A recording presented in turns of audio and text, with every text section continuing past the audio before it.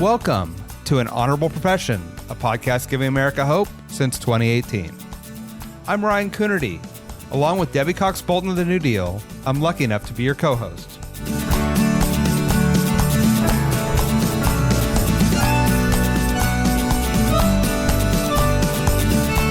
An Honorable Profession is a New Deal Leaders podcast. The New Deal is an organization that supports the next generation of American leaders. From attorneys generals to state senators to mayors to school board members, these are the people that are pushing policies and politics that will respond to climate change, rebuild our economy, address racial injustice, and restore our democracy. These are incredibly talented people who have dedicated themselves to public service when their country and their communities needed it the most. Check out newdealleaders.org to see what I'm talking about. Alaska Representative Genevieve Mina is the daughter of Filipino immigrants. At age 14, she helped fight government bureaucracy for her parents and their community. Now she represents an area of Anchorage that is home to the most diverse census tract in the nation. We talked about the challenges of making policy in her state, given its geographic size and isolation, impacts from climate change, and the residents' fierce independence streak. She also shared how she found her voice and community by showing up to volunteer in local politics and nonprofit initiatives. Representative Mina is all good energy and maybe just what you need to brighten your winter day. Enjoy. Alaska Representative Genevieve Mina, welcome to An Honorable Profession. Thank you. Thank you for having me. I want to just start with your story. You're the daughter of immigrants in Anchorage, Alaska. Tell us about that. For sure. So I am born and raised in Anchorage, Alaska. All of my family emigrated from the Philippines in the late 80s and the early 90s. My family are healthcare professionals. They ran assisted living homes growing up. And that really what immersed me into the world of healthcare from a very early age. So none of my family is involved in politics. It took a long time for me to explain to them like what exactly I was doing. Nevertheless, even after I got elected, they still had many questions. But I really fell into politics in college. Yeah. How did they choose Alaska? That's a great question. So let me step back for a little bit. Alaska has a long history of Filipino Americans in our state. Filipinos have had a presence in Alaska going back to the 1800s. And a lot of that comes from seasonal workers, Filipinos who worked in fisheries and canneries, and then also were working in grape farms on the West Coast in California. So it was actually my dad who was working in the grape farms in California in Delano, and he would come to Alaska seasonally to work in fisheries. And when he met my mom, they wrote letters to each other, blah, blah, blah. They decided to move up to Alaska. Wow. Yeah. And they ran a home health care company, and you are now chair of the health committee. Yes. Yeah. And so talk about how that experience has formed your view of health in your state. For sure. For me and my family, they're not very politically involved, but my family ran assisted living homes taking care of elderly individuals with dementia and Alzheimer's. And they were struggling after my dad had passed away, and my mom was managing 3 assisted living homes by herself and trying to navigate state issues, Medicaid, et cetera. And there was a time period when I was 14 where there were other Filipino American assisted living home administrators who felt like they were really struggling with getting certified and having to be investigated by the state. And so a lot of them would meet up regularly in my mom's kitchen and try to organize. And they really struggled trying to figure out a class action lawsuit, trying to work with the attorney general, et cetera. And so that was my exposure to what people who didn't know how to navigate government, or let me say that a different way. That was really my exposure to seeing people trying to fight their way through government and not quite knowing the correct avenues and the right people to talk to. So in a way that really framed my thinking about the barriers that government creates for people who are trying to serve others, who are trying to provide for their family. And Medicaid's really complicated, so just got immersed in it. And every day. Yeah. And were you always interested in politics? No, not at all. Oh, no, I think what started for me is in high school, I did a lot of clubs, and I wanted to volunteer, but I actually got really shy, very online, and it was being able to participate in like Key Club and helping out with like trash cleanups, doing like National Honor Society, doing book drives, where I got to have that taste and experience of volunteering, trying to organize other people. And then when you start to get older and you get involved in your community, you're like, oh, the community council or like the nonprofit board is literally the same thing as a high school club. Like somebody needs to take the minutes and, you know, who's going to do this resolution? At the same time, in high school, I also got involved in the debate team, and that transferred into me doing intercollegiate debate for about 4.5 years at my university. So it was high school clubs, public speaking, and doing debate. Those were really the activities that honed my natural curiosity about the world and thinking about different ideas and concepts. And it's just from that point, in my freshman year of college, my friend who convinced me to join the debate team in high school is also the same friend who was like, hey, do you want to make phone calls on a mayoral campaign? So instantly I was like, no, I do not want to do that. But I was like, okay, you know what? This is a different type of volunteering. I love where I live. I want to know what's going on in my community. So I guess I will force myself to do this because also I had and still have like phone anxiety. So I will read from the script and make the phone calls and just see what it's about. And with like my first experience volunteering, it's weird. And it's nerve-wracking if you don't want to call people on the phone, but most people don't pick up. Yep. So it was a lot of practicing my voicemail voice. And I think my first experience actually talking to like a real like old lady who was like, I didn't know about this person. Thank you so much. And thank you for volunteering. What a great feeling. Oh my goodness. So it's like 1 out of 100 calls, but incredible. And so then you were hooked? I was hooked. Well, yeah, it was just the feeling of, you know, I had this perception of politics in high school that, you know, it was all these self-serving people who like didn't care about like their community and they just wanted to, you know, serve themselves. Being able to volunteer on a campaign for the first time and being surrounded by other people who were regular, normal people who also wanted to see good things happen to their hometown, it made sense to me. And I'm someone who really wants to make an impact. I love people. And it was just like a very authentic environment. And so that is what like got my foot into the door into the world of politics and government. The other big movement for me was getting linked up with other young people who are also involved in politics. So after that mayoral campaign, I got involved with the Alaskan Young Democrats.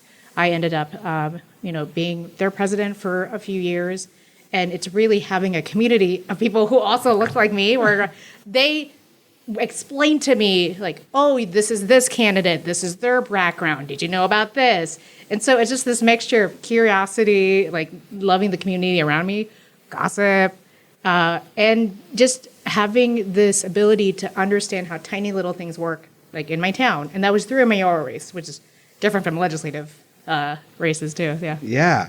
And you represent your the community you grew up in, which is one of the most diverse census tracts in the United States. Can you talk a little? It is the diverse. I live in the most diverse census tract in the United States. Tell us about that. Tell us about Anchorage. Tell us about your community, and it's a little far away from a lot of us. Yeah. So help us understand what it's like. Yeah, for sure.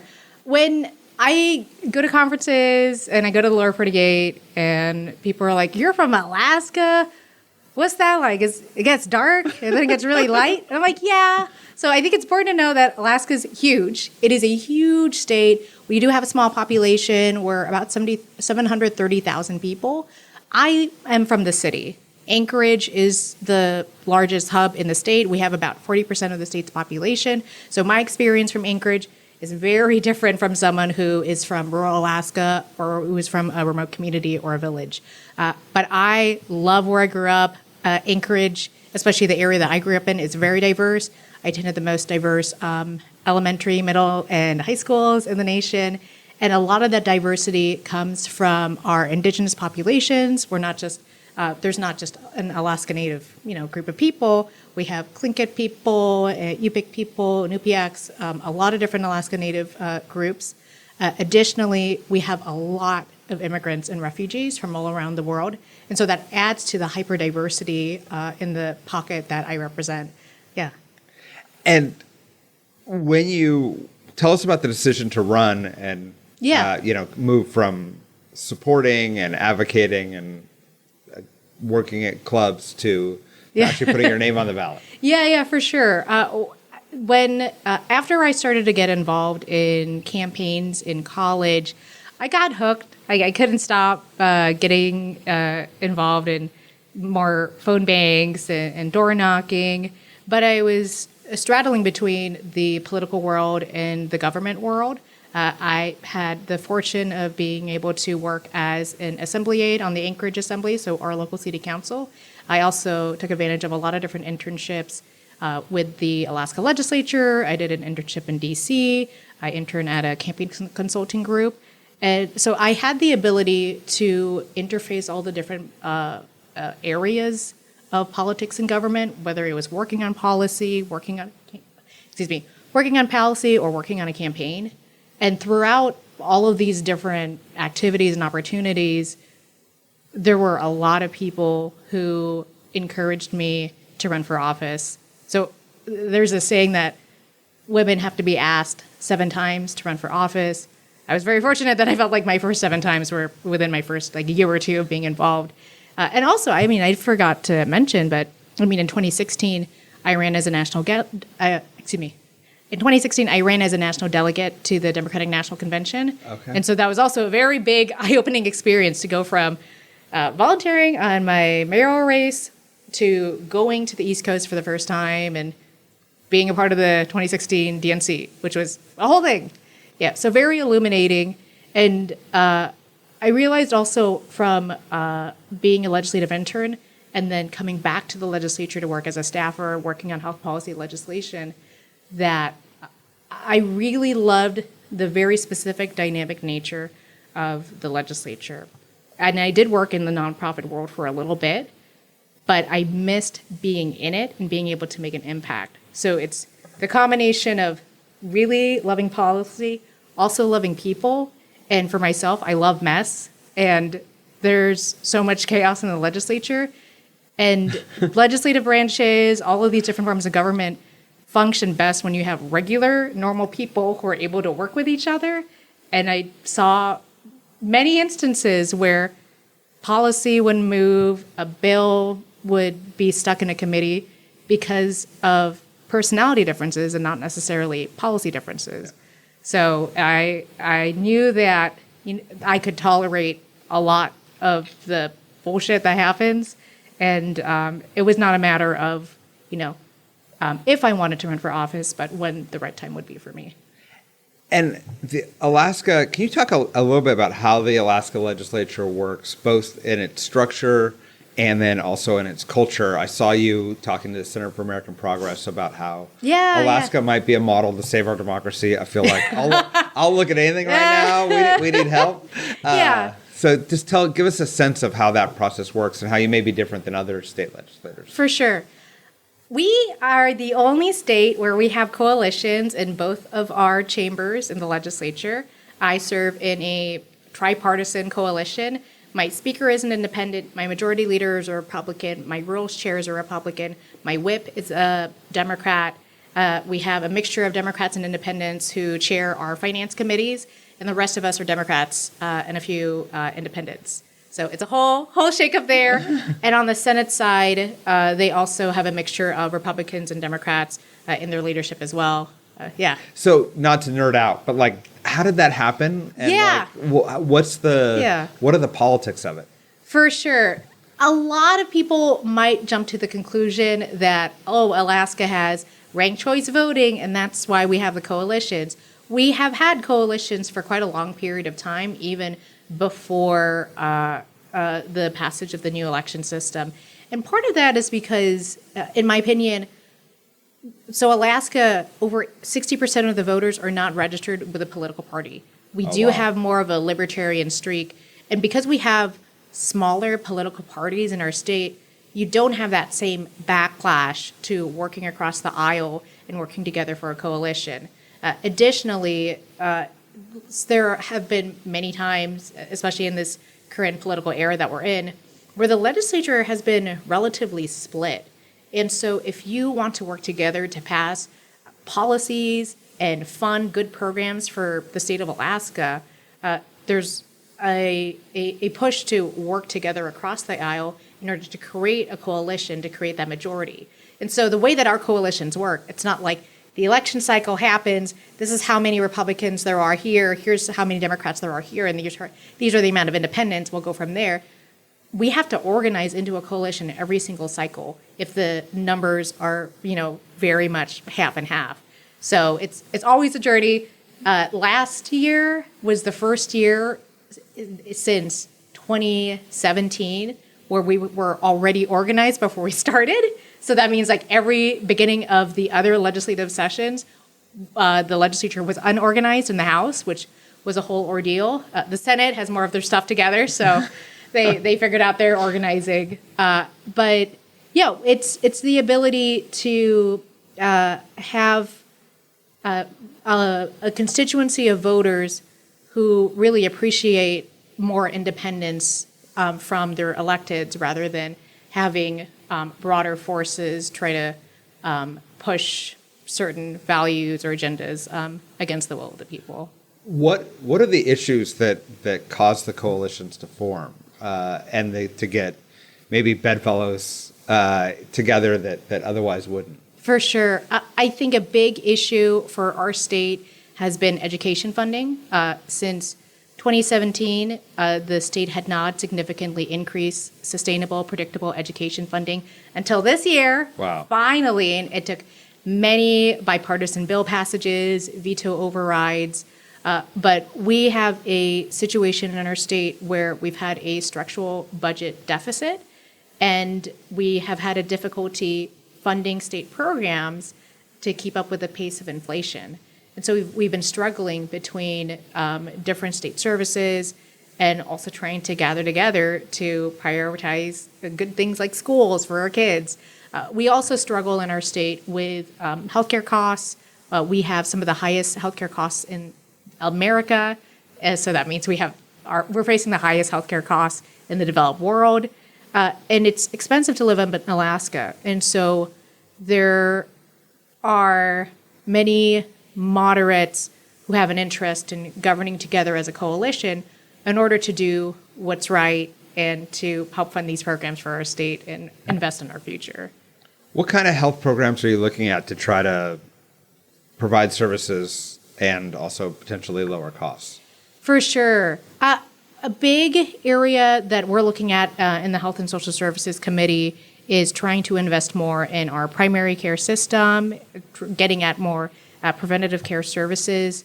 Right now, we are in the process of applying for the Rural Health Transformation Funds. And I know that the Department of Health is looking at that as an opportunity to change the way that we pay for a lot of our health care.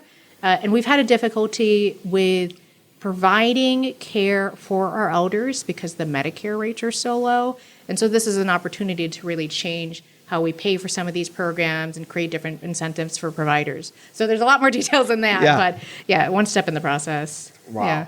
What are your other priorities in the legislative session? What bills are you trying to move? My main priority is investing more in our crisis system. Alaska has the highest rates of youth suicide in the nation, the second highest rate of adult suicides.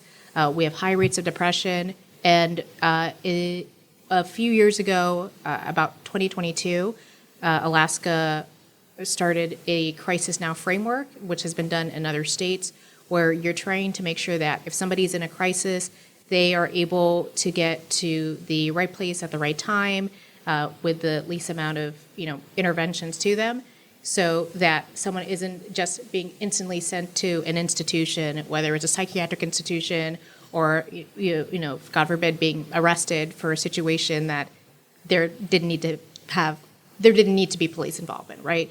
And so we have done a lot of work with a lot of work with reinvigorating our 988 call system and investing in mobile crisis teams in different communities, as well as creating different crisis stabilization centers. The issue is funding. And our state and other states right now, we're all facing really tough budget pictures next year. And I have a bill that would create a small surcharge on telecoms bills for every month. People are already paying $1.99 in Alaska for 911 services. So this would create a 98-cent surcharge to help fund crisis services. Wow. Yeah. I feel like everyone's trying to navigate federal chaos, economic chaos, tariffs. How is all that landing in Alaska? Yeah, that's a big question. I know with a lot of the tariffs, there's a huge impact on manufacturers and construction, as we heard this week at the conference. The construction industry is the hugest hit right now for our state. A lot of that is due to Alaska applying for a lot of federal funding dollars related to the bipartisan infrastructure law. There's been a big move to do a lot more construction, but we've been struggling as a state to apply for federal funding from the Department of Transportation, from the federal government. A lot of that is a state issue, but there has already been delays to Alaska's construction seasons because of our failures to get federal funding. So you add in the tariffs, and there's just this huge compounding impact to contractors, to our labor unions, and like we're in a state where we're facing an out-migration crisis among young people. We need to build more. We need to create more projects and help invigorate a lot of our local economies. And just hit after hit from the federal government it's pretty tough for our state. You mentioned having certain seasons to build. Alaska, I imagine, will be dramatically impacted by climate change. What are the changes that you see happening in your state, and how do you respond to those? For sure. Alaska has been facing the impacts from climate change for many years now. Recently, we experienced a pretty horrific typhoon in western Alaska, Typhoon Halong, that displaced over 1,000 Alaskans to different communities, upending villages and flooding a lot of different communities. We've had hurricanes, many other hurricanes over the past number of years, and we're continuing to see these impacts. At the same time, you have villages that have also already been forced to relocate because of rising sea levels. We are facing the huge impacts of the warming climate, and there are so many needs that we have in our state to be able to invest more in disaster preparedness, fires. I didn't even talk about that. We've been facing a lot more fires, and it's really scary what's happening on a federal level when we're not hearing that same support for supporting states that are facing these immense impacts of these natural disasters that are exacerbated by a warming climate. I'm wondering, it strikes me that you represent a very urban area. Mm-hmm. You have other parts of Alaska that are extremely remote and rural. Mm-hmm. How do you build relationships with the folks who represent them and those communities in order to and have them understand your community as well, in order to bridge some of the rural-urban divides that we see across the country? Right. Alaska is a big state, but it really feels like a small town. We are only 730,000 people in the state, and especially if you grew up in Alaska, we're like all 6 degrees separated from each other. So, eventually you'll know people who grew up in rural. There are a lot of people who live in the city who grew up in villages. And additionally, there's just a huge sense of solidarity among Alaskans because we know that it is tough living out in the state. I know that there are a lot of Alaskans who might look down upon people who live in the city and in Anchorage, But I think there's just this understanding that if you're living in, some of these different remote communities, a lot of them don't have running water, right? You don't have like the basic like infrastructure for plumbing. If you live in the interior or in Fairbanks, heating costs are enormously expensive. In Southeast Alaska, there are a lot of communities that have been facing deadly landslides that have been pretty horrific for those neighborhoods. So we all see these different impacts to other communities, and especially with the recent typhoon, with Typhoon Halong, so much of the state has really gathered together to help support all these folks from Western Alaska who've been displaced. So a lot of it is just this understanding of, whether you're from urban Alaska, rural Alaska, we all have a strong solidarity with each other, especially, when we think about like our state compared to the lower 48 or everything else. Like I think there's a pride in knowing that we're our own different type of state and entity and community. So it's something to be proud of. Alaska's representation at the federal level has traditionally been Republican, but there's been Democrats over the years that have won different seats and are playing key roles in swing votes and everything else. Mm-hmm. What's the state of play for Alaska in terms of its red and blue makeup going forward, do you think? Right. Alaska tends to be called a red state, and I generally agree with that. I would say our color of red is a very purplish red, and that goes down to looking at where we are with our down ballot races and our other smaller branches of government. You have so much bipartisanship. You have so many legislatures that are in the middle. You have a lot of independents, way more than in other states. And so our state of play, once you start looking at those federal races, is knowing that there's such a different mixture of voters statewide that aren't necessarily going to just vote red, but want to vote for candidates that are pragmatic and that will support interests that are important to Alaska. And I think the election of Mary Potola is a really interesting example of that, right? You had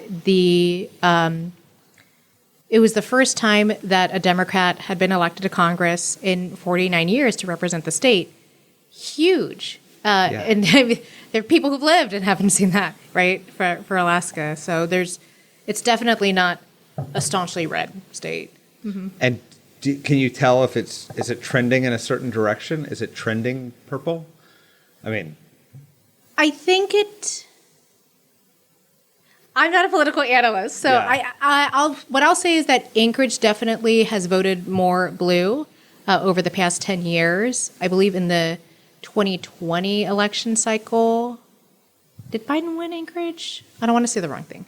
But in the 2020 election cycle, and maybe, anyway, in Anchorage, Anchorage has definitely voted more progressive than in past years. And when you have 40% of the state's population in that area, that's huge for just looking at a lot of the political shifts in the state. What's next for you? How do you think about how you're going to spend your time and and energy going forward? My interest has always been Alaska. I love Alaska. I love where I live. I'll die in Alaska. So I've been just trying to navigate what makes sense for me being able to be most effective with the perspectives that I have and the unique background that I have. I want more people like me also doing this type of work. So I've always been interested in trying to figure out other people who might not necessarily come from a traditional political background and just see if even slightly thinking of, because that's really how it started. The position that I am in for the many, many people to me who mentored me along the way, huge. And in our legislatures on the federal level, the people are in those positions. A lot of work, it's just to try to give back to the next Alaskans because I've done so much to help. So it's inviting, I'll be scared to be on a phone. People to phone bangs, a lot to a community council, position and just trying to figure out to get involved and just work those, whatever that might be. I thank you for making here to the annual conference. It's in person, and we love and done in Alaska. Thank you. An Honorable Profession is a New Deal Leaders podcast. Thanks to the team at New Deal for producing this episode. We encourage you to bring honor to public service, and because we keep things honorable, no tax dollars are used in the making of this podcast.